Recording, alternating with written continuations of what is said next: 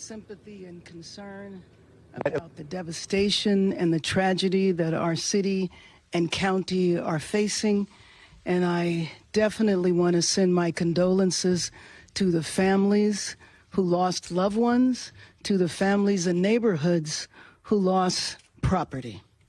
This firestorm is the big one in magnitude.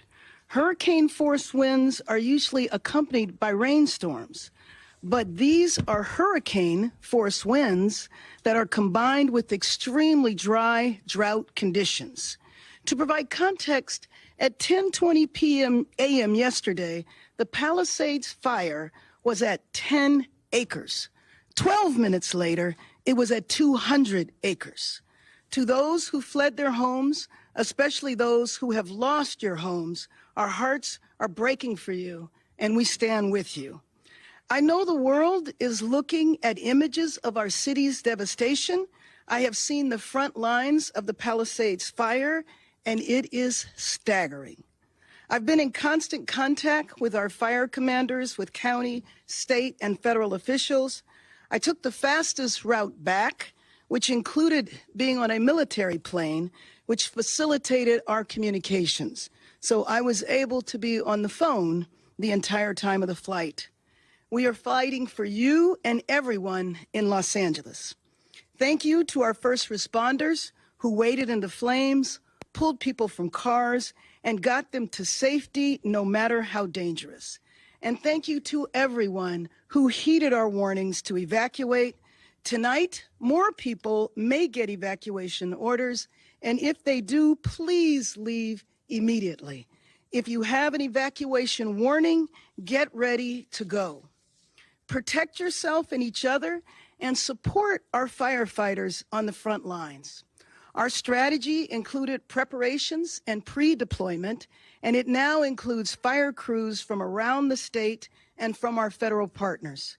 We are also adapting in real time. These winds continue to blow. So let me be clear. I am making sure that we leave no resource untapped. Firefighters are now on scene from across the state and across the country. I spoke with President Biden today and Governor Newsom earlier today, and they assured me of full federal and state support. As we head into tonight, we are still facing strong and erratic winds. In Palisades and in Sylmar, we are very much in an active firefight. I can report to you that the Woodley fire, however, in the Sepulveda Basin is under control. I can also report that finally air operations have resumed, and that is a big deal, but it is up to the winds as to how long the air support can continue. But these conditions are highly volatile. We've seen a devastating fire in the Pasadena area. Fires have sparked up in Simi Valley and on the LA and Ventura County line. And as our firefighters do battle on the front lines, all of us must be vigilant. So if you receive an evacuation order, please leave immediately. If you receive a warning, get ready, protect yourself and protect each other, and don't divert firefighters from our strategy. Signals are out and the roads have debris. So stay off the roads unless you are evacuating or have another emergency. Be prepared, food, water, medicine, a bag packed and ready. Again, this is an active situation. And conserve water to the extent that you can. We want to make sure that we are ready if we need more water. But make no mistake, Los Angeles will rebuild stronger than ever. Right now, if you need help, emergency information, resources, and shelter is available. All of this can be found at URL. Los Angeles, together is how we will get through this. Through the heroism of our firefighters, the vigilance of Angelenos, and the spirit of our city.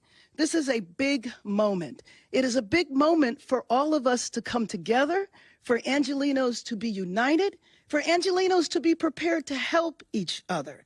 This is who we are. LA will rise, and make no mistake, I am confident that we will rebuild. Thanks for watching. Stay updated about breaking news and top stories on the NBC News app or follow us on social media.